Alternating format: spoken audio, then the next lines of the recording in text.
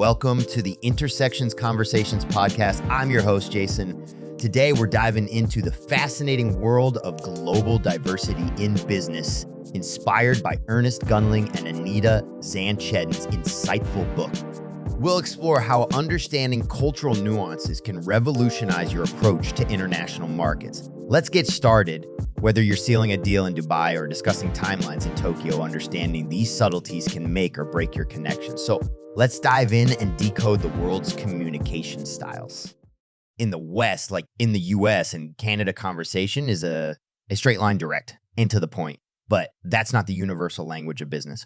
Cross the Pacific to Japan and you'll find a dance of diplomacy where indirect dialogue and reading between the lines speak volumes. Head to Mexico or engage with Native American communities. And there's a rhythm of accommodation, a give and take, where the flow of the conversation is just as important as its destination. But let's take a stroll through a bustling market in Kuwait or a boardroom in Beirut, and you'll encounter a dynamic exchange, vivid, expressive, and energetic. The emotional undertone of the conversation is as informative as the words spoken. The Intercultural Conflict Styles ICC model is an assessment tool that provides a framework for understanding how people from different cultural backgrounds approach conflict resolution. Based on two dimensions, direct versus indirect, and emotionally expressive versus emotionally restrained, the ICS categorizes conflict resolution styles into four types. One, discussion style characterized by direct communication and emotional restraint. This style is common in cultures such as North American or European American, Canada, and Northern European countries, where people tend to engage in straightforward, factual discussions to resolve disagreements. Two, engagement style. This style involves direct communication paired with emotional expressiveness. It is often observed in cultures like African American, Mediterranean, Spain, Italy, and Middle Eastern, where engaging passionately and openly is typical during conflicts. Three, accommodation style featuring indirect communication with emotional restraint. This style is prevalent in cultures such as Native American, some Asian, Chinese, Japanese, and Latin American, where maintaining harmony and avoiding direct confrontation are prioritized. Four, dynamic style. Cultures that use this style, such as Arab, Middle Eastern, and some Asian countries like Pakistan, are characterized by indirect communication, but with a high level of emotional expressiveness, often involving a lively and animated exchange during conflict. Understanding these conflict styles is crucial in global communication as it helps individuals navigate cross-cultural interactions more effectively, avoiding misunderstandings and fostering better relationships in a multicultural environment. The ICS model serves as a guide for individuals and organizations to develop competencies in managing and resolving conflicts in a culturally mindful manner. So whether you prefer a direct approach with just the facts or thrive in spirited exchanges brimming with gestures and passion, recognizing these communication styles isn't just polite, it's smart business. Tune your ear to these cultural frequencies and you'll find the rhythm of success in a globalized world. Understanding cultural nuances. Did you know that in Japan, business meetings follow a strict protocol emphasizing respect and hierarchy, or that in Brazil, personal relationships are key to successful business dealings? Understanding these cultural differences is crucial. Let's take a closer look.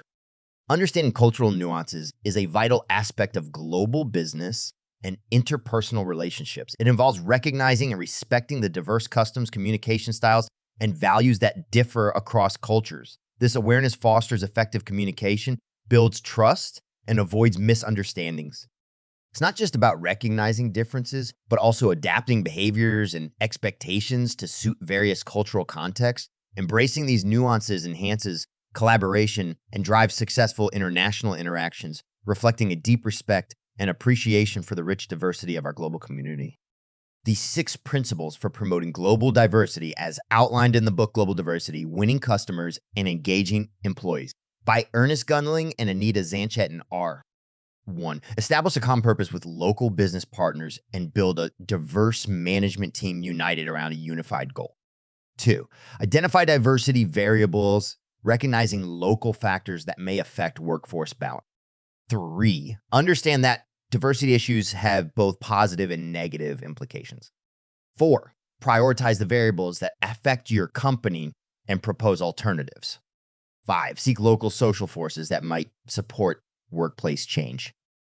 6, implement changes that expand opportunities and encourage participation, starting small and building on successes. These principles emphasize the importance of understanding and integrating local cultural nuances in global business practices. Japanese business culture. Imagine you're in Tokyo presenting to a potential client. Remember, patience and formal greetings are vital. It's not just about your pitch, it's about building trust and showing respect for their customs.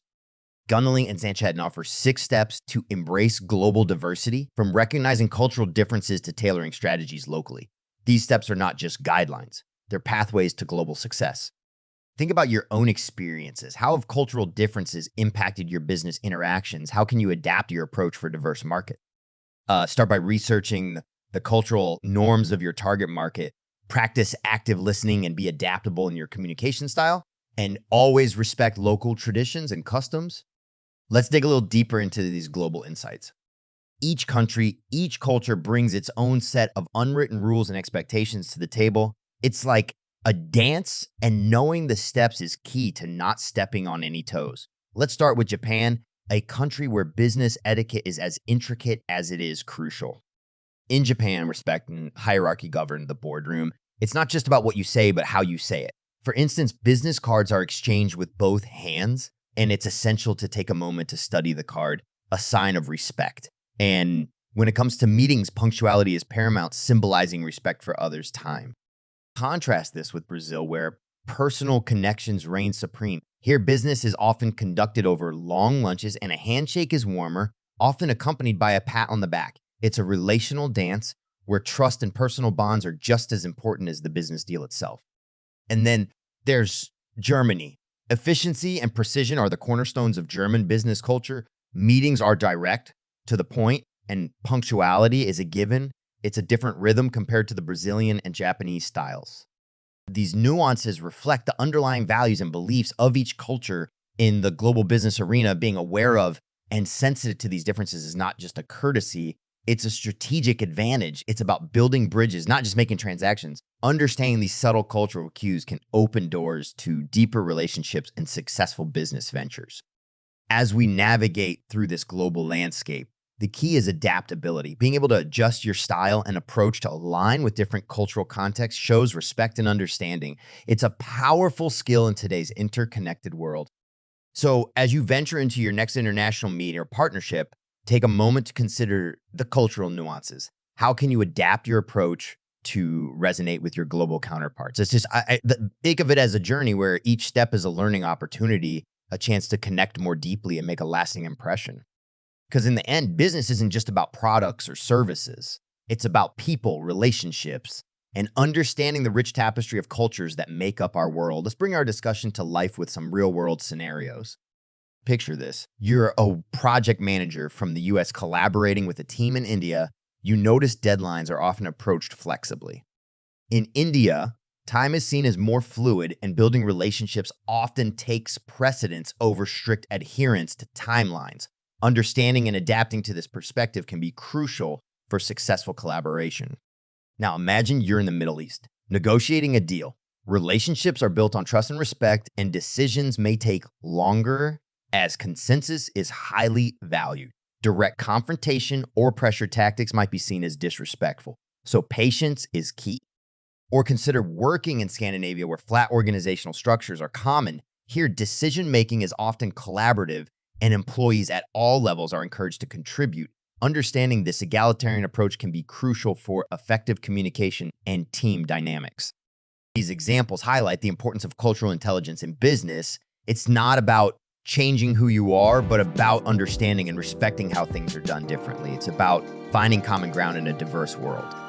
So as you navigate the global business landscape, remember these stories. They remind us that at the heart of successful international business are adaptability, respect, and an openness to learning about other cultures.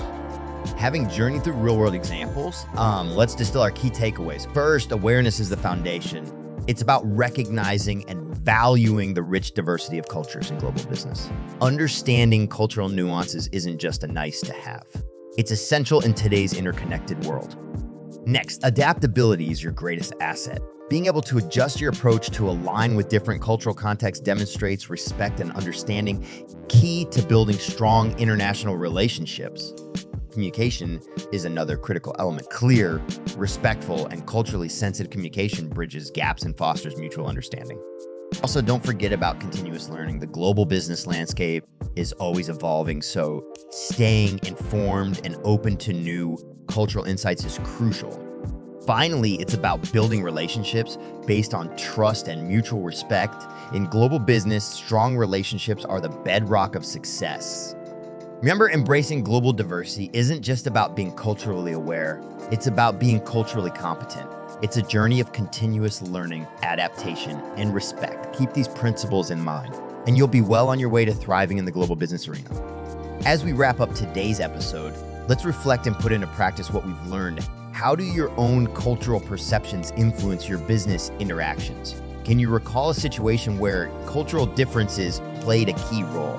Think about how you can apply today's insights to enhance your global business strategy. Now, for some practical tips, start by researching the cultural norms of your target market. Embrace active listening to truly understand your counterparts. Encourage open dialogues in your teams about cultural diversity, fostering an inclusive environment. And remember, small gestures of understanding can make a big impact in building strong cross-cultural relationships. So as you step into your next international meeting or project, keep these reflections and tips in mind. They're your toolkit for navigating the rich, diverse world of global business. Thank you for joining us on this journey through global diversity in business. If you enjoyed this episode, please like, subscribe, and share. Together, let's embrace the diversity that makes our world so vibrant and exciting. Until next time, this is Jason signing off from the Global Perspectives podcast. Stay curious and stay connected.